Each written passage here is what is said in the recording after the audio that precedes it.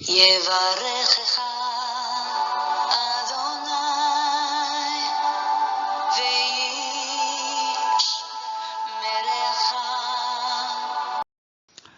아멘. 우리 하나님의 말씀 마태복음 16장 13절에서 18절까지 말씀입니다. 성경을 펴놓으시고 앞을 주목하시면 되겠습니다. 자, 오늘부터 예수 그리스도를 깊이 알자라는 제목으로 시리즈로 우리 하나님 말씀을 함께 상고하겠습니다. 예수님이 누구신가? 지존하신 주님 앞에 오늘 우리 강도사님이 오늘 이 찬송, 오늘 본문하고 어울리는 찬송을 오늘 불러주셔서 아침에 마음이 통했구나 싶었습니다. 그 찬송에 보면은 예수는 그리스도, 예수는 주, 하나님의 영으로 경배드리리. 예수는 그리스도시요 살아계신 하나님의 아들입니다. 누가 고백했죠? 베드로가. 그렇죠. 오늘 그 본문이 이제 16장, 마태복음 16장 13절에서 18절까지입니다. 하나님을 깊이 바로 알았던 이 베드로에게 주님이 칭찬하셨는데, 우리도 칭찬 듣는 하나님의 백성, 또 하나님의 역사에 동참하는 하나님의 백성 되기 위해서는 예수 그리스도를 깊이 알아야 될 줄 믿습니다. 아멘. 오늘은 첫 번째 시간으로 다윗의 위에 앉으실 만왕의 왕이시다. 예수님은 누구시라고요? 다윗의 위에 앉으실, 다윗의 왕자리에 앉으실 만왕의 왕이시다라는 제목으로 우리 하나님의 말씀을 함께 상고하도록 하겠습니다. 오늘 본문을 함께 읽겠습니다. 마태복음 16장 13절에서 18절 한 목소리로 읽겠습니다.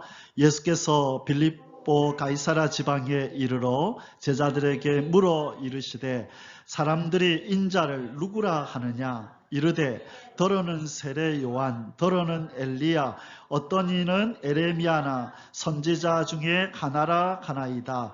이르시되 너희는 나를 누구라 하느냐? 시몬 베드로가 대답하여 이르되 주는 그리스도시요 살아계신 하나님의 아들이시니이다. 아멘. 자, 뒤에 계속 있습니다. 예수께서 대답하여 이르시되 바요나 시몬아 네가 복이 있도다. 이를 내게 알게 하신 이는 혈육이 아니요 하늘에 계신 내 아버지이시니라. 또 내가 네게 이르노니 너는 베드로라. 내가 이 반석 위에 내 교회를 세우리니 음부의 권세가 이기지 못하리라. 아멘. 하나님의 아들 예수님이 이 땅에 내려오셨는데 사람들은 예수님을 바로 알아봤나요? 못 알아봤나요? 못 알아봤죠. 어떤 사람은 세례 요한이 살아왔다, 또 에레미야다, 선지자 중에 한 사람이다, 또 엘리야다 이런 표현을 썼죠. 그런데 누구는 알아봤어요? 예수님의 제자 베드로는 알아봤어요. 그래서 주는 그리스도시요, 이때 그리스도라는 말은 메시아시요 이 뜻이에요. 기름 부음을 받았다는 뜻이 있는데 그리스도라고 하는 것은 크리스토스, 헬라어로 메시아라. 그래서 이스라엘 사람들이 그리스도다 이러면 메시아다. 그래서 구원자라는 뜻이죠. 히브리 말로는 메시아, 헬라어 말로는 크리스토스. 그래서 주는 그리스도시요 이렇게 말하면 주님은 구원자시요라는 뜻이에요. 주는 구원자시요 살아계신 하나님의 아들이십니다. 하나님의 아들, 신이라는 것을 고백했다는 거예요. 바로 이 고백 위에 예수님이 뭐라고 말씀하셨어요? 18절에 이 반석 위에 내가 교회를 세운다. 내 교회를 세운다. 그래서 천주교는 이 반석을 뭐라고 보냐면 베드로, 바로 베드로라는 그 사람을 반석이라고 예수님이 말씀하셨다. 그래서 바로 베드로가 일대 교황이다. 그래요. 천주교 지금 프란치스콘가 지금 이 교황이 몇 대 교황인지 모르겠는데 그들의 일대 교황이 바로 베드로예요. 바로 오늘 이 구절에서 예수님이 이 반석 위에 그 베드로의 이름이 반석이거든요. 페트로스. 그 반석이라는 뜻이에요. 그래서 내가 이 반석 위에 내 교회를 세운다 이러니까 천주교인들은 봐라, 예수님이 반석인 베드로 위에다가 교회를 세운다 그랬잖아. 그래서 베드로가 일대 교황이다. 근데 우리 개신교에서는 이 반석을 사람 베드로로 얘기하는 것이 아니라 바로 베드로의 이 신앙 고백을 우리는 바로 반석이라고 믿는 거예요.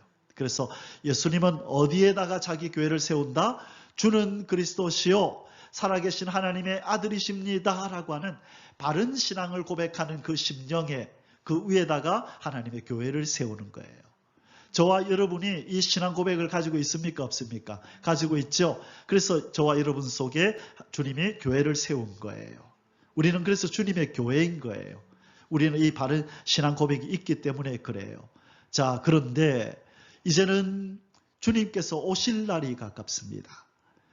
그리고 그분을 통하여 아버지가 일해 오신 여호와의 열심으로 일해 오신 일이 있는데 바로 이 저주받은 세상을 에덴으로 새로 회복하시고 이전에 다윗 왕이 12개로 갈라졌던 이스라엘 지파들을 하나로 통일했죠.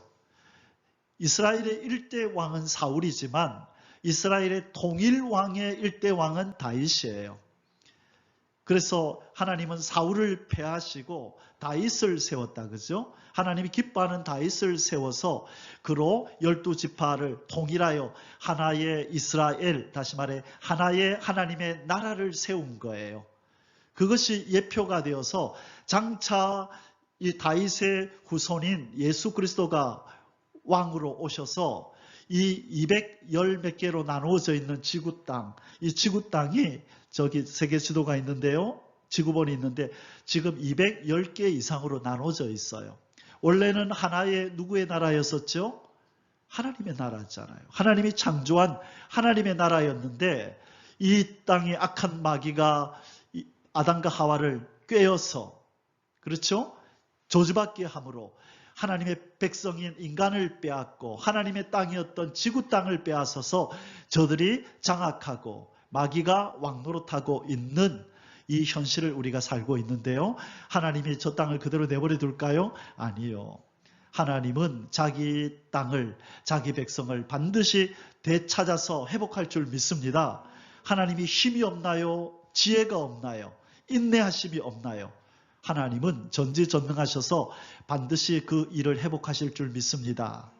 그래서 예수님이 만왕의 왕이 2000년 전에 오셔서 뭐라고 말씀하셨냐니 나는 내 땅, 내 백성을 찾으러 왔다라고 요한복음 1장 11절에서 말씀하신 거예요.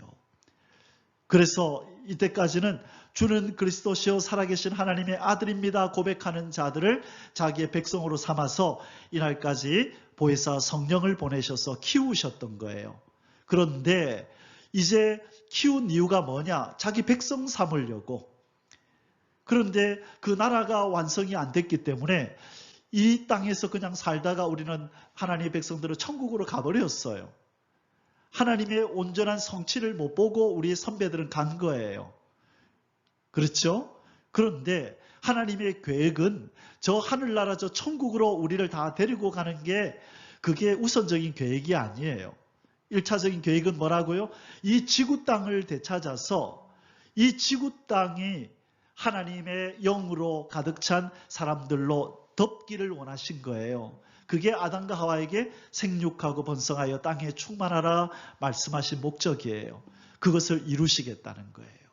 그래서 첫째 아담이 그것을 실패했기 때문에 마지막 아담, 둘째 아담 예수님을 보내가지고 제자들을 불러서 그들을 먼저 예수님 백성 만들고 그들을 주의 영을 부어서 지구 땅에 흩어져서 땅 끝까지 가서 내 백성들을 만들어서 준비시켜라.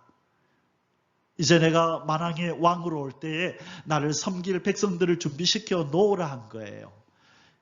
그런데 그 날을 기다리다가 이 생명의 연수가 짧은 인간들은 주님 만나지 못하고 다 천국으로 가버린 거예요. 그런데 하나님의 계획은 뭐라고요?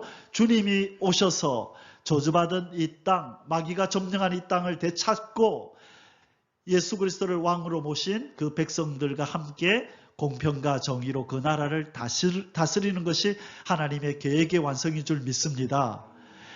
하나님이 아브라함의 후손들을 애굽 땅에 보내신 목적이 뭐예요? 종살이 하다가 죽게 하시려고 한 거예요? 아니면 가나안 땅으로 데리고 가시려고 한 거예요? 그런데 가나안 땅, 애굽에 살던 이스라엘 백성들이 가나안 땅으로 많이 갔나요? 못 갔나요? 430년 동안 아무도 못 갔어요. 종살이하고 있었잖아요. 그런데 하나님의 예언이 있었기 때문에 마지막 430년이 지난 이후에 그 시대에 살던 이스라엘 백성들은 모세를 통하여 이제 애굽에서 탈출해서 가나안 땅으로 가게 되는 거예요. 아멘이십니까? 하나님의 목적을 이루셨잖아요. 그런데 모든 이스라엘 백성들의 가나안 땅에 들어가는 게 아니에요. 때가 되기 전까지 이 땅에 살다가 죽은 인생들은 가나안에 못 들어가는 것처럼 우리는 하나님께서 우리를 천년왕국에다 들여보내려고 지금까지 계획을 세우셨던 거예요. 그러나 우리는 이 애국과 같은 이 세상, 애국 세상에서 살다가 많은 우리의 조상들, 선배들이 저 가나안 같은 천년왕국을 들어가지 못하고 회복된 지구 땅을 보지 못하고 떠난 거예요. 그러다 보니까 우리 모든 인간들이 이게 인생상가보다 생로병사 태어나서 늙고 병들고 죽고 이것이 반복되는 것이 인간 세상인가 보구나 그렇게 여겨왔던 거예요. 동물들을 잡아먹으면 힘센 놈이 작은 놈 잡아먹는 게 저게 동물의 생태계인가 보구나 우리는 그렇게 여겨왔던 거예요. 그런데 하나님이 말씀으로 우리의 영안을 열어주시니까 주님의 시각을 우리가 가지게 된 거예요. 창조주의 시각을 가지게 된 거예요. 특별히 이 예언의 말씀, 이 하나님이 계획하신 앞으로 어떤 일을 행할 것인지를 기록해 놓은 예언의 말씀을 우리에게 열어주실 때에 하나님의 계획은 이렇게 생로병사 태어나서 늙어서 병들어 죽는 것의 반복이 아니구나. 하나님은 뭐라고 말씀하세요? 내가 사망을 영원히 뭐 해버리리라? 멸해버리리라. 이사야서 25장 8절에 내가 사망을 영원히 멸해버리리라 그러시고 예수님이 오셔서 고린도전서 15장에 보니까 사망아 너의 쏘는 것이 어디 있느냐? 사망아 너의 이기는 것이 어디 있느냐? 외치시면서 드디어 사망을 멸하는 일을 시작하신 거예요. 초림의 주님이 오셔서 어디에서 우리의 사망을 없앴어요? 영에서 사망을 제한 거예요. 하나님과의 단절이 우리의 영의 사망인데 다시금 우리 예수님이 우리를 영을 살리셔서 하나님 아버지의 자녀가 되게 만들므로 우리의 영에서 사망을 제거했다고요. 그런데 이제 그럼 우리가 구원이 완성이 됐나요? 아니죠. 우리의 육은요. 병들지요. 늙지요. 죽지요. 아직까지 구원의 완성이 이루어지지 않았어요. 그래서 영원히 구원받은 우리는 지금 무엇의 구속을 기다린다고요? 무엇의 구원을 기다린다? 몸의 구원을 기다린다. 로마서 8장 23절에 몸의 구원을 기다리고 있다고요. 그건 언제 이루어지느냐? 재림의 주님이 만왕의 왕으로 오실 때 우리의 육신에서도 질병도 없애고 사망도 없애버려서 내가 사망을 영원히 멸해버리리라는 그 말씀이 완성되는 거예요. 그것이 어디에 나오느냐? 요한계시록 21장 1절에서 5절에 보면 하나님께서 거기 다시는 애통이 없고 눈물이 없고 병드는 것이나 죽는 것이 없다 하면서 내가 사망을 영원히 멸해버린다. 내가 만물을 새롭게 한다는 말씀이 거기 나오죠. 이루었다는 거예요. 그래서 1차적으로는 이사야 25장 8절에서 내가 사망을 영원히 멸하리라 예언하시고 고린도전서 15장에서 이제 우리의 영에서 사망을 제어했다고 사망아 너희 쏘는 것이 어디 있느냐 이기는 것이 어디 있느냐 요한계시록 1장 18절에서 예수님이 내가 사망과 음부의 열쇠를 가졌노니 누구든지 나에게로 오면 너희들의 사망에서 빠져나올 수 있는 열쇠를 주마. 그래서 우리는 그 열쇠를 받은 거예요. 그래서 영의 죽음에서 구원을 받은 거예요. 그런데 뭐가 남았다고요? 육신의 병과 죽음에서 벗어나야 되는 거예요. 이것까지 이루어져야 하나님의 구원이 완성이 되고 하나님의 회복, 하나님의 재창조의 역사가 완성이 되는 거예요. 그런데 오늘날 인생들은 이것을 잘 기다리지 않아요. 영혼 구원받은 것을 구원의 완성이라고 보는 거예요. 베드로전서 1장 9절 말씀 때문에 그래요. 믿음의 결국 곧 영혼의 구원을 받음이라. 지금까지는 그것이 진리였죠. 그러나 시대가 바뀌었어요.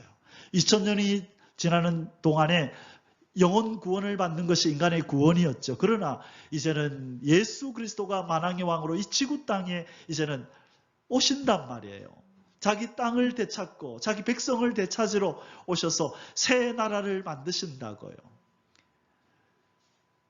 우리는 그곳에 들어갈 준비를 해야 되는 거예요. 그래서 이제 우리의 영뿐만 아니라 우리의 육도 새롭게 하시는 성령의 역사가 우리 가운데 나타나고 있는 거예요. 그것을 7영의 영이라고 요한계시록에서 말씀하는 것이고, 아모스서나 보면은, 요엘서나 보면 늦은 비의 성령이라 그렇게 표현하는 거예요. 이른 비의 성령으로 자라고 늦은 비의 성령 7영의 영으로 온전히 열매 맺어져서 육신까지도 새로워지는, 이사야서 4장 1절에서 4절에 보면 우리의 피까지도 정결하게 하시겠대요. 아담의 질을 빼버리겠다는 거예요. 그래서 우리 보고 거룩하다고 칭함을 얻게 하겠대요. 우리는요, 아직까지 거룩하지 못해요. 거룩한 자라는 칭함은 받았지만 우리의 현실이 거룩한가요? 아직도 우리는 육신에 매여서, 사망에 매여서, 이 죄된 옛사람에 아직도 매여서 벗어나지 못해서 우리는 여전히 죄 가운데 있는 인생인데, 장차 하나님께서 그 하나님의 성령의 역사로 우리의 피까지도 정결하게 하겠다라고 하나님은 예언해 놓으셨고, 이제 그 때가 임박해 오므로 이제는 그 역사들이 우리에게, 하나님 백성들에게 내리고 있는 거예요. 율법 시대의 사람들은 보혜사 성령의 역사를 몰랐어요. 보혜사 성령이 뭐야? 성령이 임하는 게 뭐야? 모세가 준 율법 지키면서 제사 드리고 절기 지키면서 하나님 앞에 가는 거지. 아니, 성령이 뭐, 보이지도 않는 성령이 뭐가 내려온다고? 그들은 이해를 못했어요. 그렇죠? 그러나 하나님의 영의 역사가 주는 그리스도시요 살아계신 하나님의 아들이십니다 믿는 자들에게 보혜사 성령이 그들 가운데 임해서 한 단계 진보된 하나님의 사람으로 만들어 갔던 거예요. 율법을 통하여 죄를 깨닫고 하나님 앞에 회개하는 인생을 만들기 위해서 모세를 통하여 율법을 주셨고, 그 죄를 깨닫고 거듭나기 원하고 하나님 닮기를 원하는 자들을 위해서 보혜사 성령이 내려오시는 거예요. 그것이 바로 하나님의 역사가 진일보된 거예요. 율법의 시대는 돌판에다가 말씀을 새겨줬지만 주는 그리스도시요 살아계신 하나님의 아들입니다 고백하는 자에게는 어디에다가 말씀을 새겨요? 신비에다가. 그래서 성령님이 오시는 거예요. 그리고 새롭게 할 뿐만 아니라 이제는 하나님의 백성이 가지고 있어서는 안 된 죄된 것들 다 끊어내는 이 역사도 함께 하고 계신 거예요. 그것을 성경은 뭐라고 말씀하시느냐? 신의 성품에 참여해라. 내가 거룩하니 너희도 거룩해라. 예수 그리스도의 장성한 분량까지 자라가라. 너희 속에서 착한 일을 시작하신 네가 그리스도 예수의 날까지 반드시 이루고야 만다. 우리 속에서 어떤 작업이 지금 이루어지고 있다고요. 이제는 영의 거듭남뿐만 아니라 이제는 새로운 나라의 예수 그리스도가 왕이신 그 나라에 들어가서 공평과 정의의 통치를 받을 수 있는 공평과 정의의 사람들로 우리를 만들고 계신다고요. 그러기 위해서는 불의가 빠져나가야 되고 죄가 빠져나가야 되는데, 그래서 이 시대에 하나님의 7영의 역사가, 늦은 비의 성령의 역사가 천년왕국에 들어갈 자기 백성들을 향하여 임하는 거예요. 아멘이십니까? 그들은 이제 이 예언의 말씀들을 통하여 이루어질 예언들의 말씀을 믿고, 예, 주님은 만왕의 왕이십니다. 다시 오실 우리의 주인이시고 만주의 주시고 만왕의 왕이십니다. 주님은 주님의 나라를 이루시고 공평과 정의로 통치하실 것입니다 라고 고백하는, 그리고 천년왕국이 이루어질 것을 믿는 자들, 그런 자들을 불러서 그 나라의 백성을 삼는 거예요. 오늘날 기독교인이라고 하는 사람들이 세상에 많지만 주님이 무슨 일을 하시려고 하는지도 모르고 재림의 주님으로 곧 오신다는 것도 안 믿고 이 천년왕국이 있는지 없는지도 몰라요. 자기들이 무엇을 향하여 어디를 향하여 가는지도 모르는 그 인생은 그 나라의 백성이 될 수 없는 거예요. 주님이 그 나라를 이루러 곧 오신다는 걸 믿고 주님은 만왕의 왕으로 오실 겁니다. 아멘. 주 예수여 어서 오셔서 그 나라를 이루시고 홀로 영광 받으시는 그 나라를 빨리 세워주시고 우리도 그 속에 들어가서 주님의 통치를 받고 살게 해주십시오. 그 백성 되기를 간절히 원하는 자, 이 저주받은 세상이 주님 나라가 되기를 간절히 소원하는 그 백성들을 모아서 얘들아 우리 함께 그 나라를 이루고 우리 함께 살자라고 그 나라의 백성으로 부르시는 줄 믿습니다. 바로 우리는 그래서 이 시대에 예수님을 뭐라고 고백할까? 이것을 우리는 새롭게 생각해야 돼요. 주는 그리스도시요 살아계신 하나님의 아들입니다. 이날까지 우리가 고백해왔고 우리도 그렇게 고백해왔죠. 그러나 이제는 초림의 주님의 역사를 통하여 거듭났는데 이제는 재림의 주님을 우리가 맞이함으로 우리의 육도 새로워지는, 죽을 것이 죽지 아니할 몸을 입겠고 썩을 것이 썩지 아니할 몸을 입는 그날이 다가오는 줄 믿습니다. 그게 부활이잖아요. 변화의 몸이잖아요. 그래야 사망이 떠나는 거예요. 그래야 피까지도 정결해지는 거예요. 하나님은 이미 예언해 놓으셨어요. 내가 너희를 피를 정결케 할 거다. 아담의 피를 완전히 갈아버린다는 거예요. 새로 뭐 하듯이 투석시키는 거예요. 여러분 투석 받는 거 보셨나요? 저는 제가 모시고 있던 권사님이 맨날 일주일에 3번씩 투석을 해서 투석하는 기계를 늘 보고 살았어요. 완전히 몸에 있던 피가 다 밖으로 나와서, 그죠? 깨끗하게 씻긴 다음에 다시 몸으로 들어가잖아요. 그런 일이 우리에게 일어나고 있는 거예요. 이제는 우리의 죄질이 다 빠져나가서 죄는 생각지도 않는 거룩한 하나님의 백성으로 바꿔지고 있음을 믿습니다. 그게 성령의 역사가 시대마다 그분이 하시는 일이 달랐어요. 구약 때 성령님이 하시는 일과 신약의 은혜의 시대 때 성령님이 하시는 일과 이제 주님의 재림을 앞두고 천년왕국이 이루어지는 이때를 앞두고 성령님이 하시는 일이 또 한층 달라지는 거예요. 아멘이십니까? 구약 때 성령의 역사는 율법을 통하여 죄를 깨닫게 하는 일을 했다고요. 아, 내가 죄인이구나 통회하는 마음이 들게 했죠. 그러나 신약 때의 성령의 역사는 회개하는 그 심령의 말씀으로 역사해서 거듭나는 역사가 나타난 거예요. 중생하는 일이 나타난 거예요. 그리고 자라게 한 거예요. 그러나 이 마지막 때의 성령의 역사는 이제는 열매 맺게 하고 알곡되게 하고 온전한 예수의 형상을 입도록 그렇게 만드는 강력한 역사로 우리에게 임하는 줄을 믿습니다. 아멘. 사랑하는 성도 여러분, 우리가 오늘 제목의 말씀이 뭐였습니까? 예수 그리스도를 깊이 알자. 여러분, 아는 것은 중요할까요? 중요하지 않을까요? 하나님의 말씀을 아는 것, 하나님이 누구신지 아는 것, 예수 그리스도가 누구신지 아는 것은 우리 믿음 생활에 아주 중요합니다. 왜 그러냐 하면 믿음은 어떻게 생길까? 바로 하나님을 아는 지식 플러스 그 지식이 삶 속에서 경험되어질 때 바로 믿음이 발생하기 때문에 그래요. 첫 번째, 하나님을 아는 지식. 두 번째, 그 삶 속에서 경험되어질 때 이것이 합쳐져서 뭐를 만든다고요? 믿음을 만드는 거예요. 그래서 우리는 먼저 믿음이 생기기 전에 하나님의 말씀을 먼저 알아야 되는 거예요. 여러분, 천년왕국이 이루어진다는 것 처음 듣는 사람이 믿어질까요? 못 믿어요. 계속해서 말씀을 듣다 보니까 묵상하다 보니까 이제는 그것이 서서히 믿어지기 시작하는 거예요. 그것이 여기 공부하러 오시는 분들이 다 고백하는 거예요. 2년 전에 공부하러 오셨던 그분이 처음에는 그게 무슨 말인지 한 번도 천년왕국이라는 거 생각해보지도 않았고 만왕의 왕, 만물이 회복된다는 거 이런 생각도 안 해봤는데 처음 와서 그 말씀을 듣고 자기들은 충격이었죠.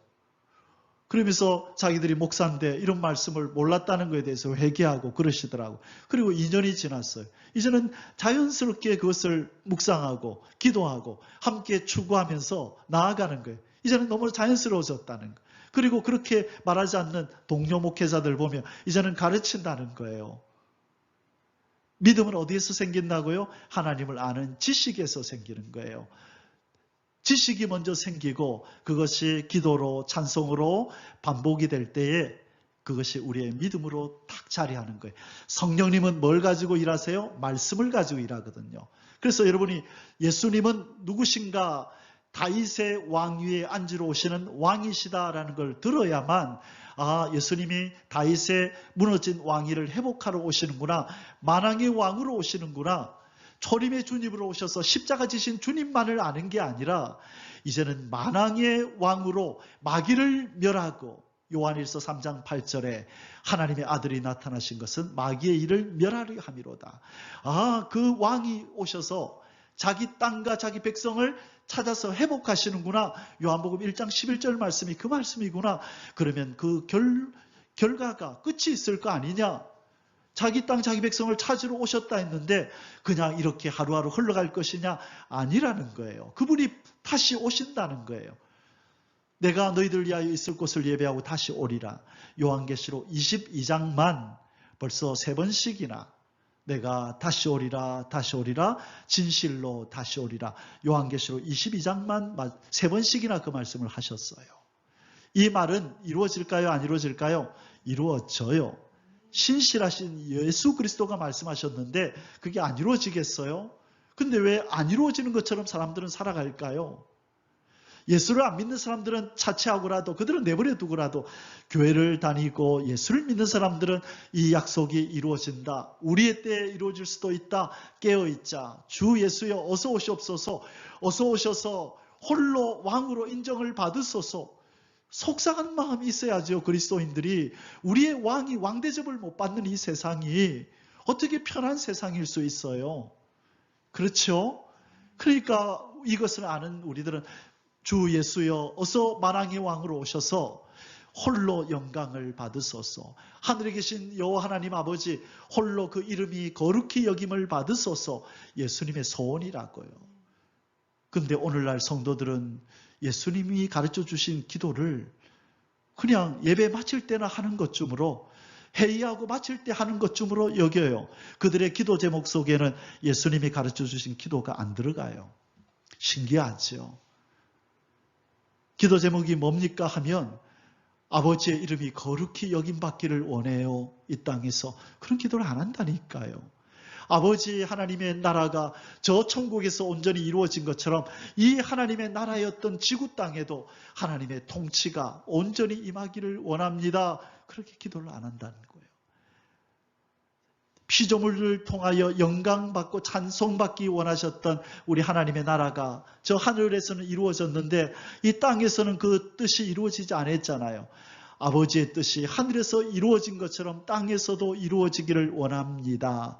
저 등산 간다고 바쁜 저 사람들의 발걸음이 산으로 가는 게 아니라 교회로 와서 우리 하나님 아버지 앞에 예배드리며 찬양하는 그 날이 오기를 기다립니다. 그것이 하나님 백성의 소원이고 기도 제목이어야 하는데 예수님은 그렇게 기도를 가르쳤는데 오늘날 성도들은 그 기도를 안 한다고요. 기껏해야 내 교회를 위해서, 이 도시를 위해서, 더 나아가서 이 나라를 위해서 기도하면 끝이에요. 이 대한민국 위해서 기도하면 구국 기도회를 하면 믿음이 좋은 사람이 되는 거예요. 더 나아가야 돼요. 어디까지 가야 된다고요? 이 지구 땅 하나님의 나라의 회복을 위해서 예수님이 그렇게 가르쳤잖아요. 이렇게 기도해라. 그러면 우리도 그렇게 기도해야죠. 그래야 예수님을 닮은 자가 되고 예수님의 신부가 되는 거예요. 여러분, 처음에 저도 이 부담이 됐어요. 이런 말씀 들으면 아직도 내 삶 속에서 내 삶과 레슬링하고 내 삶 붙들고 헤어나오기 힘들어서 그렇게 기도하며 살아가는 저에게 하나님 나라를 위해서 기도하라니까 현실적으로 안 다가오는 거예요. 내 문제 해결하기도 힘든데 하나님의 나라를 위해서 기도하라는데 그게 다가오나요? 그러나 처음에는 안 다가왔지만 계속해서 말씀을 묵상하고 듣고 또 묵상하고 듣고 설교를 듣고 하면서 세월이 지난 동안에 이제 언제부턴가 나도 모르게 그 기도를 하게 되는 거예요. 그것이 나의 기도. 내 몸에 딱 맞는 옷처럼 그 기도가 몸에 붙어서, 입에 붙어서 그냥 나오는 거예요. 먼저는 지식이 있어야 돼요. 하나님이 뭘 원하시는지 지식을 가지고, 그리고 그것을 삶 속에 실천할 때 그것이 믿음으로, 나의 일부로 다가오게 되는 줄 믿습니다. 그래서 여러분, 하나님을 아는 지식에 더 깊이 자라가야 될 줄 믿습니다.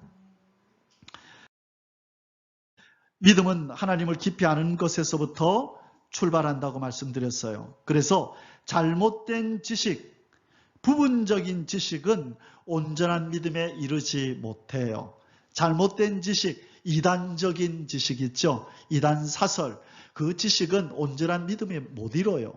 그래서 저 이단들이 수십만 명이 있다 할지라도 그 속에 온전한 믿음을 가진 자들을 찾기가 힘든 이유가 잘못된 지식을 가지고 있는 거예요, 그들은. 그리고 어떤 지식도 온전한 믿음에 못 이룬다? 부분적인 지식. 하나님을 온전히 우리가 알아야 되는데 부분만 알고 이쪽은 몰라요. 그러면 우리는 부분적인 믿음의 사람이 되는 거예요. 초림의 주님만 알고 재림의 주님을 모르면 그건 부분적인 지식이죠. 그것은 온전한 이 말세의 신앙인이 되지를 못해요. 예수님을 맞이할 신앙이 되지를 못해요. 우리는 초림의 주님을 통하여 우리의 죄가 용서받고 거듭나는 그런 체험을 하고 이제 재림의 주님을 기다리면서 우리의 세마포를 단장하는 삶이 이루어지는 거예요. 재림의 주님을 기다리지 않으면, 멀었다고 생각한다면 우리도 모르게 세상과 버타며 살게 돼 있다고요. 경각심을 느끼지 못하는 인생들은 그냥 세상 속에 묻혀 산다니까요. 그러나 주님이 오실 날이 가깝다고 믿으며 사는 사람은 세상과 버타지 않으려고 애를 쓰고 만날 주님을 어떻게 하면 기쁘시게 할까를 고민하게 돼 있다니까요. 그래서 우리가 무엇을 믿고 무엇을 추구하며 사는지는 우리의 삶으로 나타나게 돼 있어요. 그래서 우리는 예수님에 대해서 바로 알아야 되는데, 예수님은 이제 만왕의 왕으로 곧 오셔서 무너진 다윗의 왕위를, 보좌를 회복하고 그 위에 앉으셔서 공평과 정의로 다스릴 줄 믿습니다. 아멘. 호세아서 6장 3절에 보면 이런 말씀이 있습니다. 그러므로 우리가 여호와를 알자, 힘써 여호와를 알자.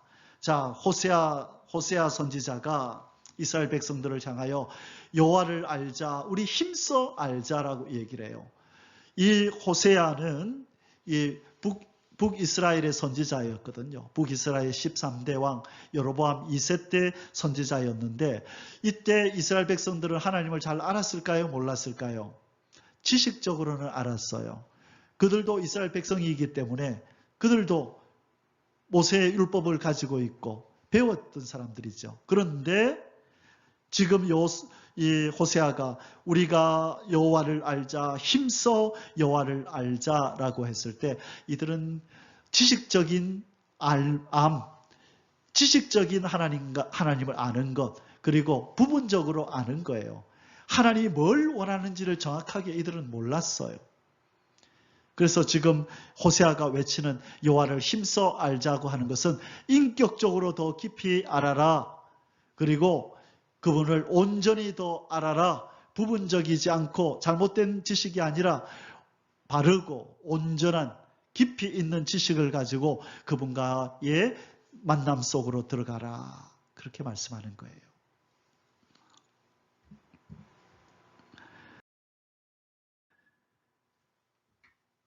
이스라엘 백성이 왜 금송아지를 만들었을까요? 여러분, 하나님과 이스라엘 백성이 언약을 체결했잖아요. 너희들 율법을 지켜 행하면 내 백성이 될 건데 지킬래 안 지킬래 하니까 예 지키겠습니다 해서 하나님 백성을 삼아줬잖아요. 그런데 하나님이 바로 이스라엘 백성이 이 죄를 범함으로 파기시켜버렸잖아요. 너 내 백성 아니다. 내가 너희들을 진멸해버리겠다라고 했던 그 이유가 뭐였죠? 이 죄가 뭐였나요? 금송아지 만들었어요. 자, 그러면 금송아지는 왜 만들었을까요? 이 사람들이. 하나님을 부분적으로 알았기 때문에 그래요. 이들은 송아지를 만들어 놓고 누구라 그랬어요? 우리의 하나님이다. 그들은 실은 1계명을 어긴 게 아니라 2계명을 어겼다고요. 하나님 말고 우리 다른 신 섬길래 송아지 신 섬길래가 아니라 바로 이 송아지가 우리를 애굽에서 인도해낸 그 신이다라고 하나님을 뭐로 만들어 버렸어요? 송아지 형상으로 만들어 버린 거예요. 자, 이건 하나님이 기뻐해요, 싫어해요? 하나님의 말씀에 있었잖아. 이렇게 하지 말라고. 그런데 하나님 말씀을 제대로 묵상하지 않은 거예요. 하나님을 부분적으로 안 거예요. 온전히 말씀을 묵상함으로 맞아, 이것은 제 2계명이었어. 하나님 이렇게 하면 안 된다 그러셨어. 라고 안 했어야죠. 근데 그들은 주저함이 없이 하나님을 이 송아지 형상으로, 버러지 형상으로 만들어버렸다는 거예요. 우리는 그러면 안 된다는 거예요. 하나님을 깊이 알고 하나님이 뭘 행하시려고 하는지 알고 뭘 싫어하고 미워하는지를 알고 그분과 우리의 마음이 하나가 되어야 되는 거예요. 그것이 말세에 그분을 신부로 맞이할, 그분을 왕으로 맞이할 이제 우리는 그분을 신랑으로 이제 맞이하게 될 신부요. 그분을 왕으로 맞이할 우리는 백성이죠. 그러면 신부로서의 지식과 백성으로서의 지식, 신랑이 어떤 분인지를 아는 지식이 있어야 되고 이 우리의 왕이 어떤 분인지를 알고 있는 백성이 되어야 되는 거예요. 아멘이십니까? 여러분 성경 공부하는 게 뭐 중요하느냐? 중요합니다. 아까도 말씀드렸잖아요. 주는 그리스도시요 살아계신 하나님의 아들입니다. 그 아는 게 뭐 중요합니까? 우리는 하나님 백성인데요. 우리의 모세 율법이 있는데요. No. 이 지식이 없으면 하나님의 역사에 동참을 못한다니까요. 주는 그리스도시요 살아계신 하나님의 아들입니다. 고백해야 된다니까요. 이 이스라엘 백성은 바로 이 금송아지 숭배 사건 때문에 바로 하나님을 깊이 아는 것에서 실패했기 때문에 바로 이들은 하나님으로부터 백성됨에서 쫓겨나는 그런 일이 벌어졌죠. 이제 하나님의 용서와 자비와 모세의 중보 기도가 없으면 이들은 이제 하나님 백성으로서의 자격이 없게 되는 것이에요. 자, 이스라엘 백성들이 뭐라 그랬다고요? 그들이 말하되 출애굽기 32장 4절에 이스라엘아 이는 너희를 애굽 땅에서 인도하여 낸 너희의 신이로다. 송아지가 바로 여호와래요. 이 잘못을 그들이 범했던 것입니다. 자, 그렇죠. 송아지 만들어 놓고 이 송아지가 여호와다. 송아지가 우리를 구원해냈다. 그랬으니 얼마나 하나님께서 화가 나셨겠어요. 그래서 모세야 저들을 싹 진멸해버리고 네 아들부터 새로 만들자. 내가 아브라함에게 언약하고 635년이 걸렸는데 모세야 내가 네 아들부터 다시 후손 낳고 해서 다시 큰 민족 다시 만들게 하니까 모세가 no 하나님 안 할래요. 저들 용서 안 하시면 제 이름도 생명책에서 지워버리십시오. 나도 저들과 함께 떠나렵니다. 하나님 앞에 버림받으렵니다. 그럴 때 하나님께서 긍휼을 베푸시고 용서하시기로 그렇게 하신 것입니다. 아멘. 우리도 중보자이신 예수님이 아니었더라면 우리는 저 지옥의 불에 들어가야 되는 존재예요. 예수님, 모세는 하나님 앞에 그렇게만 얘기했잖아요. 하나님 내 생명책에서 이름 지어주세요 정도 했지만 우리의 중보자는 어디까지 갔어요? 생명을 드렸어요. 아예. 십자가에서 살을 찢고 피 흘려 죽었기 때문에 그 중보를 하나님이 안 들을 수 있나요? 들으셔야죠. 생명을 바쳤잖아요. 모세는 내 이름을 생명책에서 지워주십시오 라고 했는데도 하나님이 알았다 모세야 그랬는데 예수님은 자기의 생명을 십자가에서 찢어서 하나님 앞에 제물로 드린 중보자시라고요. 그 중보자의 도움으로 우리는 하나님 앞에 용서받은 줄 믿습니다. 이것이 최고의 복이에요. 여러분 인생 복잡하게 살지 마세요. 이 진리 붙들고 사세요. 나는 예수님의 이 중보로 구원받은 자다. 이제 나는 지금 하나님의 손에서 다듬어지고 있는데 좀 있으면 하나님과 함께 살 날이 온다. 이 땅은 고난받으라고 힘들고 눈물 나고 환난 당하라고 우리를 살려두는 곳이 아니에요. 뭐 하는 곳이에요? 훈련받는 곳, 다듬어지는 곳이라고요. 항상 긍정적인 면을 보세요. 하나님이 나에게 이런 어려움을 주시는 이유는 나를 다듬기 위함이다. 예수님의 형상으로 만들기 위함이다. 그런 생각을 하시고 하루하루 인내하세요. 우린 잘 안 죽어요. 하나님 백성들은 안 죽어요. 여러분, 때로는 어려움 속에 들어간다 할지라도 우리를 낭패당하게 안 해요. 왜? 우리에게 하루하루 다가오는 날들은 훈련의 날이고 다듬어지는 날들이지 우리에게 고통을 주는 날이 아니기 때문이에요. 왜 진작 못 깨달았는지 몰라요. 어릴 때 괜히 걱정하고 근심하고 내일은 뭐 먹고 살지, 모레는 어떻게 살지, 한 달 후에는 어떻게 살지 괜히 고생하며 산 거예요. 이 진리를 미리 알았더라면 내가 살아가는 것은 내 힘으로 사는 게 아니고 하나님 아버지가 나를 다듬으시는 훈련장이구나. 그걸 미리 알았더라면 좀 편했을 텐데 그래도 지금이라도 안 게 얼마나 감사해요. 여러분, 하루하루 하나님이 나를 오늘 뭘 다듬으시려고 하시나, 내가 어떤 부분이 더 성숙되기를 원하시는가, 그걸 살피시기를 주의 이름으로 축원합니다. 아멘.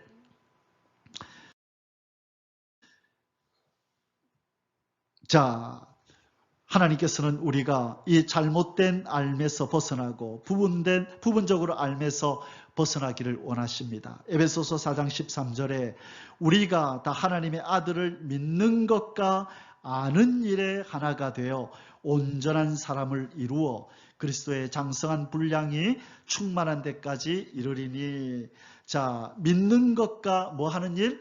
아는 일에 하나가 되어야 온전한 사람을 이루게 된대요. 그래서 누구의 장성한 분량까지 이른다? 그리스도의 장성한 분량에 이른다. 골로새서 1장 10절에 죽게 합당하게 행하여 범사에 기쁘시게 하고 모든 선한 일에 열매를 맺게 하시며 하나님을 아는 것에 뭐하게 하시고 자라게 하시고. 보세요. 이 믿음의 지도자들, 이 사도 바울은 성도들이 뭐 하기를 원했냐면 하나님을 아는 것에 자라가기를 원한 거예요. 그래서 저도 여러분이 하나님 말씀을 통해서 더 자라가고 알아가기를 원하는 거예요. 많이 알면 알수록 그분을 향한 경외감이 더 깊이 들고 그분이 어떤 분인지를 많이 알면 알수록 그분의 사랑에 감동하게 되고, 그래야 우리는 마땅한 하나님의 사람의 모습이 나오는 거예요. 그래서 믿음의 선배들은 하나님을 아는 일에 힘을 썼던 것입니다. 자, 오늘 본론으로 들어갈 텐데요. 예수 그리스도를 깊이 알자. 우리 오늘 시간 되는 데까지만 할 겁니다. 자, 오늘 제목의 말씀이 뭐였습니까? 예수님은 어떤 면을 우리가 알아야 돼요? 다윗의 위에 앉으실 만왕의 왕이시다. 만왕의 왕으로 오셔서 누구 왕자리에 앉는 거예요? 헤롯 왕자리에 앉나요? 지금 미국 대통령이 누구죠? 바이든 대통령의 저 왕자리, 대통령 자리에 앉을까요? 예수님이? 아니요. 다윗의 왕 위에 앉으신대요. 이것을 여러분 잘 아셔야 돼요.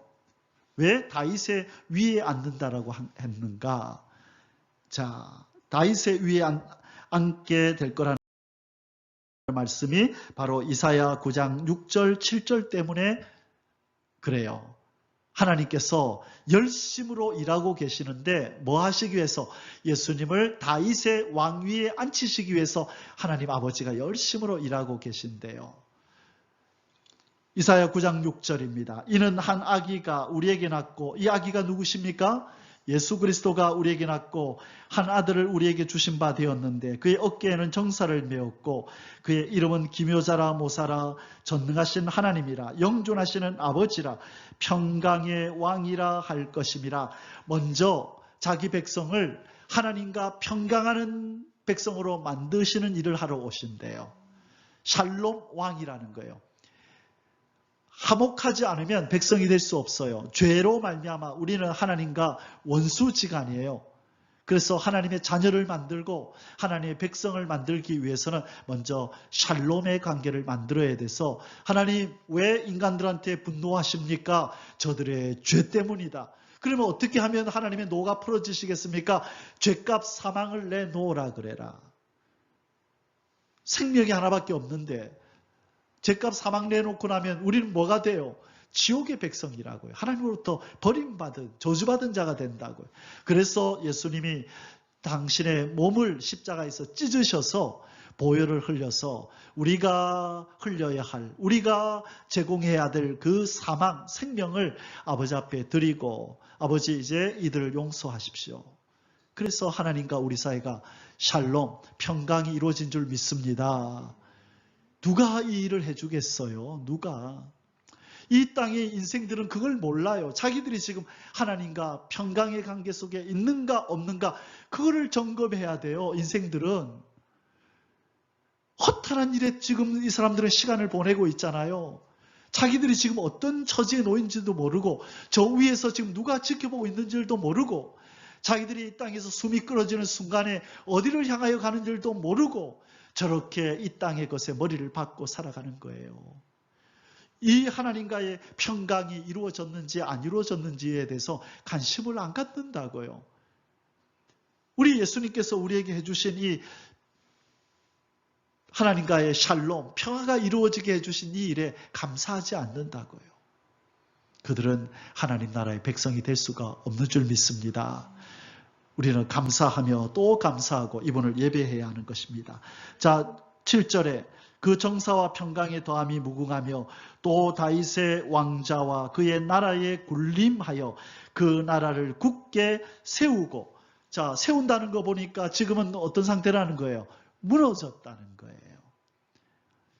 예수님이 오시면 그 나라를 다시 세우겠대요. 그 말은 무너졌다는 거죠. 지금 이후로 영원히 정의와 공의로 그것을 보존하실 것이라. 자, 같이 읽을까요? 만군의 여호와의 열심히 이를 이루시리라. 우리는 하나님의 백성으로서요, 하나님의 자녀로서 아버지가 뭐 때문에 바쁜지를 알아야 돼요. 그것이 장성한 자의 신앙이에요.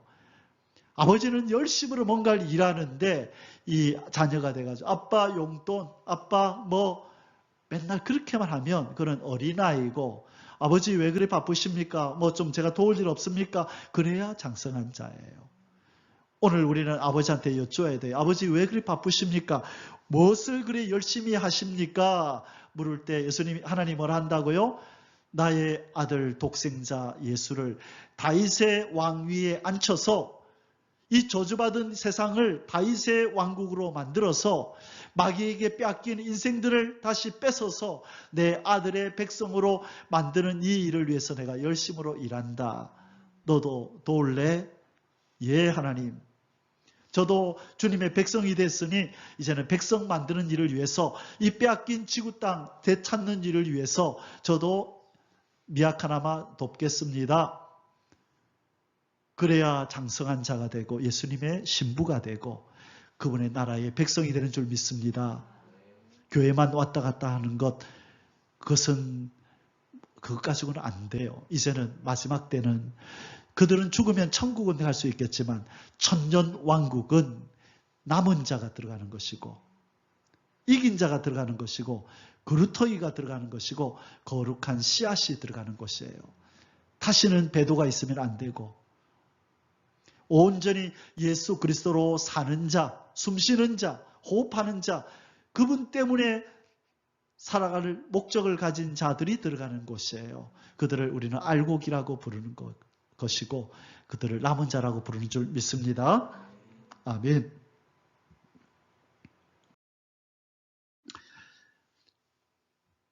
자, 다윗의 왕국이 언제 무너졌습니까? 북이스라엘은 언제 무너졌나요? BC 722년에 아수르에 의해서 무너졌고, 그 다음에 남유다는 언제 무너졌나요? BC 586년에 이 시드기야 왕 때 바벨론에 의해서 무너졌죠. 그래서 BC 586년에 다윗의 왕국은 다 무너지고 이때 이후부터는 왕이 없습니다. 그런데 문제는 지금 다윗이 하나님 나하고 약속해 주신 것 언제 이루어 주실 겁니까? 하고 지금 다윗이 하나님 앞에서 밤낮 부르짖고 있어요. 왜 그렇죠? 하나님이 다윗에게 언약을 했거든요. 뭐라고 언약을 했을까요? 하나님이 뭐라고 다윗에게 언약했을까요?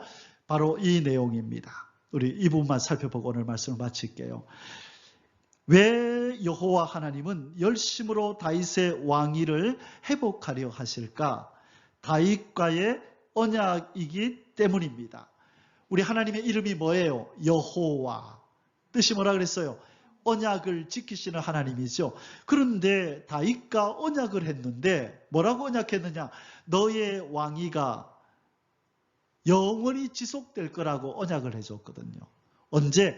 다윗이 하나님, 나 하나님 성전 지어드리겠습니다 할 때 다윗아, 네 마음이 가득하고 네 마음 내가 알겠는데 너는 전쟁한다고 손에 피를 많이 묻혀서 너 때는 안 돼. 네 아들 때 내가 짓게 해줄게. 그래서 다윗은 자기의 남은 생애를 성전을 짓기 위해서 재료를 다 준비하는 일에 그가 생애를 바쳐요. 많은 걸 준비해요. 이번에 제가 올린 말씀 속에 그 내용이 나왔나요? 재료가 얼마나 들었는지? 아직 안 나왔나요? 그 나라에 돈을 썼을 뿐만 아니라 자기가 사적으로 가지고 있던 금과 은을 쓰는데 금은 1톤 버스 트럭으로 120 몇 대를 다 동원해야만 담을 수 있는 금을 가져오고 은은 몇천 대가 되는 1톤 트럭으로 그만큼의 금은을 하나님 성전 짓는다고 자기가 다 내어놓아요. 그러면서 뭐라 그러냐면 이 모든 것이 하나님께로부터 왔기 때문에 하나님 것입니다라고 내어놓는다고요. 그때 하나님께서 기분이 좋아지셨죠. 다윗아, 너 그 마음 정말 기특하다. 내가 그래서 너에게 언약을 하면서 하신 말씀이 뭐예요? 자, 12절에서 네 수완이 차서 네 조상들과 함께 누울 때에 내가 네 몸에서 날 네 씨를 네 뒤에 세워 그의 나라를 견고하게 하리라. 자, 1차적으로 이 씨는 누구를 의미할까요? 솔로몬. 그 다음에 궁극적으로는 누구죠? 예수 그리스도를 의미하는 거예요. 그래서 네 씨를 통하여 그 나라를 견고하게 하리라. 솔로몬은 내 이름을 위하여 집을 건축할 것이요 나는 그의 나라 솔로몬의 나라 왕위를 영원히 견고하게 하리라. 영원히 견고하게 한다고 약속했죠. 그런데 어떻게 됐어요? 무너졌다고요. 나는 그에게 아버지가 되고 그는 내게 아들이 되리니 그가 만일 죄를 범하면 내가 사람의 매와 인생의 채찍으로 징계하려니와 내가 네 앞에서 물러나게 한 사울에게서 내 은총을 빼앗은 것 같이 그에게서 빼앗지는 아니하리라. 자, 빼앗지 않겠대요. 너의 집과 너의 나라가 내 앞에서 영원히 보존되고 다윗아, 네 집과 네 나라가 내 앞에서 어떻게 보존된다고요? 영원히 보존되고 내 왕위가 영원히 견고하리라 하셨다 하라. 나다나 가서 이렇게 전해라. 자, 이 언약이 있는데 어떻게 됐어요? 깨졌죠. 왕위가 깨진 거예요. 그럼 다윗이 지금 당황하겠다 그렇죠? 하나님, 저와 약속이 어떻게 된 겁니까? 언약을 어떻게 된 겁니까? 왜 내 왕위가 저렇게 북이스라엘은 722년에 멸망하고 남유다는 586년에 멸망해서 내 왕위가 어떻게 됐습니까? 무너져 버렸는데요. 그런데 하나님께서 이 사무엘하 7장에서 말씀하시던 이 언약이 무너질 것 또한 아셨고 이제 이렇게 예언합니다. 자, 요 구절 읽고 마칩니다. 하나님이 이미 아직까지 북이스라엘도 멸망하지 않았고 남유다도 멸망하지 않았는데 멀리 바라보시는 전지하신 하나님이 미리 이렇게 예언을 해놓아요. 그게 뭐냐? 9장 11절 읽습니다. 아모스 9장 11절 그날에 내가 다윗의 무너진 장막을 일으키고 그것들의 틈을 막으며 그 허물어진 것을 일으켜서 옛적과 같이 세우고, 자, 다윗의 장막이란 다윗의 나라, 다윗의 왕위를 의미하는 거예요. 이것이 무너질 건데 그러나 내가 때가 되면 일으켜 세운다. 우리가 다음 주에 살펴볼 텐데 이 구절은 사도행전 15장 15절 이하의 이 구절이 그대로 나와서 예수님의 제자들이 열심으로 전도하는데 왜 하느냐 물으니까 바로 이 예언을 이루기 위해서, 바로 다윗의 후손인 예수 그리스도의 나라를 이루기 위해서 우리는 백성 만든다는 거예요. 다윗인 예수가 왕으로 올 텐데 우리는 그 백성 만들기 위해서 제자들이 열심으로 일한다. 이 구절을 인용을 해요. 여러분, 하나님이 잠잠히 계신 것 같아도 바로 이 예언을 이루고 계신 줄 믿습니다. 그래서 무너진 다윗의 왕위가 세워져서 이 지구 땅이 하나의 다윗의 나라로, 예수 그리스도의 나라로 만들어진다는 거예요. 다윗은 몇 개 지파를 하나로 통일했죠? 12개 지파를. 그런데 예수님, 다윗의 후손 예수님 왕은 몇 개 지파를 하나로 통일해요? 210몇 개, 지구 땅에 있는 모든 나라들 지파를 하나로 통일을 한다. 그게 다니엘서 2장 44절인 거예요. 느부갓네살이 꿈을 꿨는데 신상이 있죠. 근데 하늘에서 뜨인 돌이 내려와서 발등상을 쳐버리니 그 세상의 나라는 온데간데 없어지고 큰 태산을 이루는데, 하나님이 이 열왕의 때에 하늘의 하나님이 한 나라를 세우시리니 바로 그리스도의 나라, 다윗의 왕위가 회복되는 나라가 이루어지는 줄을 믿습니다. 그 때가 다가오고 있는 거예요. 여호와의 열심으로 이루시는데 이게 없던 일이 될까요? 아니요. 미완성이 될까요? 아니요. 때가 되면 완성된다고요. 그래서 우리는 그분의 백성으로서 이 진리를 알고 있어야 돼요. 아, 우리 아버지가 열심으로 예수 그리스도의 나라를 이루고 계시구나. 그것은 무너진 다윗의 나라구나. 그 왕위에 예수님이 오셔서 무너져버린 북이스라엘과 남유다, 그 이후로 왕이 없는 이스라엘, 이 지구 땅 이스라엘을 예수님이 하나로 통일해서 다윗의 왕자에 앉아서 통일 왕국을 이루는구나. 통일 지구를 이루는 거예요. 다윗이 통일 이스라엘을 이룬 것은 예수님이 통일 지구가 원래 이스라엘 땅이었잖아요. 하나님 나라잖아요. 그래서 그 때가 온다. 여러분, 적은 소인 저와 여러분이 이 진리를 알고 예수님 어서 다윗의 위에 앉으소서, 만왕의 왕으로 어서 오셔서 이 악한 마귀 쫓아내시고 당신의 나라를 되찾으시고 마귀에게 종노릇 하고 있는 저들을 뺏어서 예수님 당신의 백성 만드소서 기도하는 것, 이것은 엄청난, 하나님의 나라에 있어서 엄청난 일이에요. 아멘이십니까? 많은 이들이 이 진리를 몰라요. 여러분, TV를 틀어보면 수만 명, 수십만 명이 모여서 기도회를 하잖아요. 이 기도를 안 해요. 이 기도를 하나님 나라의 광복을 얘기하지 않는다고요. 이 나라 잘 되게 해달라고 교회의 부흥과 성도들의 부흥은 얘기하는데 이 지구 땅이 하나님의 나라가 되게 해달라고 예수님이 가르쳐 주신 그 기도를 안 한다니까요. 그래서 저와 여러분은 우리가 이 기도를 할 뿐만 아니라 우리가 만나는 사람들에게 가르쳐야 되는 거예요. 그래서 하나님이 이 교회의 지도자들을 불러서 하나님이 가르치게 하는 거예요. 이번에도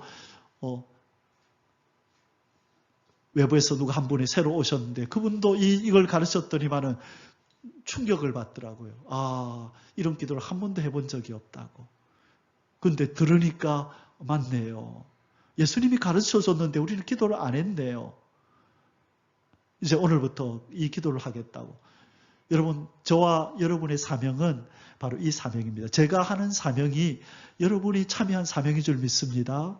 여러분이 이 교회의 일원으로 여러분이 이렇게 교회를 섬기고 세우고 여러분이 하시는 이 일이 제가 하는 일이에요. 똑같은 일을 함께 하는 거예요. 목사님이 하는 일이고 여러분 안 하는 일이 아니라 여러분과 저와 이 교회의 일원으로서 하나님이 맡긴 이 사명을 저와 여러분이 함께 이루고 있는 줄 믿습니다. 여러분 자부심을 가지세요. 아버지 예수님의 그 기도를 이 세상에 알리고 주님의 나라를 이루는 일에 저와 여러분이 쓰임받고 있음을, 이 교회가 쓰임받고 있음을 여러분 적은 일로 여기지 마시고, 하나님이 나에게 중차대한 사명을 맡겼구나, 하나님이 누군지를 알리고 하나님이 무슨 일을 하려고 하는지, 아버지의 열심으로 완성하려고 하는 일이 뭔지를 백성들에게 알리는 일, 이것이 중요한 줄 알고 또 힘있게 그렇게 참여하시기를 주의 이름으로 축원합니다. 아멘. 우리 같이 한번 기도하십시다. 그리고 제가 마무리할게요. 뭐라고 기도하냐면, 다윗의 왕위를 회복하셔서 공평과 정의로 다스리소서. 주 예수님 어서 오셔서 이 일을 이루어 달라고 우리가 기도하겠습니다. 같이 기도합니다. 하늘의 하나님 아버지, 열심으로 일하시고 계신 예수 그리스도를 다윗의 위에 앉히시고 공평과 정의로 세상을 다스리게 하고자 하시는 아버지의 그 일을 저희들이 오늘도 묵상하며 함께 기도합니다. 그 아버지의 열심으로 일하시는 그 일에 우리도 미력 하나마 함께 동참하여 협력하기를 원합니다. 우리가 할 수 있는 일은 기도하는 일이고, 우리가 할 수 있는 일은 만나는 이들에게 이 지식을 전하는 일인 줄 믿습니다. 이 사명을 감당하는 이 교회 위에 하나님 더 큰 은혜와 복을 부어주셔서 힘있게 감당할 수 있도록 역사해 주옵소서. 영역을 부어주시고 하나님이여 모든 또 필요한 것들을 공급하여 주시고 또 많은 사람들을 이곳에 보내어 주셔서 하나님의 이 진리를 깨달아 아는 그 단계에 이르도록 역사해 주옵소서. 존귀하신 우리 주 예수 그리스도의 이름으로 감사하며 간절히 기도 올려옵나이다. 아멘. יברכך